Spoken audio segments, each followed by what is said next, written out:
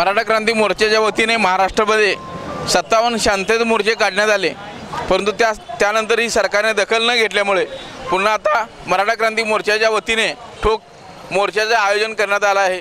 संपूर्ण महाराष्ट्रभर या जल्लोष पसरल्यामुळे मराठी क्रांती मोर्चाला एक वेगळीच धार निर्माण झाली आहे। या पद्धतीने कोल्हापुरात सुद्धा मराठा क्रांती मोर्चाच्या वतीने या ठिकाणी ठोक आंदोलन सुरू झाले आहे। मुख्य म्हणजे कोल्हापूर जिल्ह्याचं एक वैशिष्ट्य म्हणजे जिल्ह्यामध्ये कोणताही अनुचित प्रकार इतर जिल्ह्यांच्या प्रमाणे घडला नसला तरी सुद्धा मराठा क्रांती मोर्चाच्या कार्यकर्त्यांनी संयमाने व शांततेने हे आंदोलन करण्याचे ठरवलेले आहे।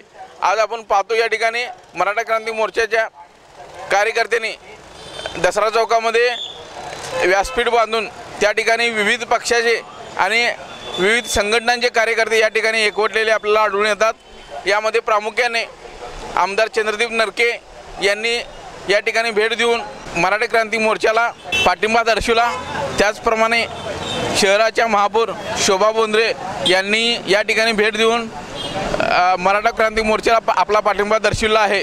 त्याच पद्धतीने महापालिकेतील काँग्रेस व राष्ट्रवादीचे सदस्य नगरसेवक यांनी या ठिकाणी मराठा क्रांती मोर्चाला पाठिंबा दर्शवून आम्ही मराठ्यांच्या मागण्या मान्य होत नाहीत तोपर्यंत आंदोलन करणार असे स्पष्ट केलं आहे।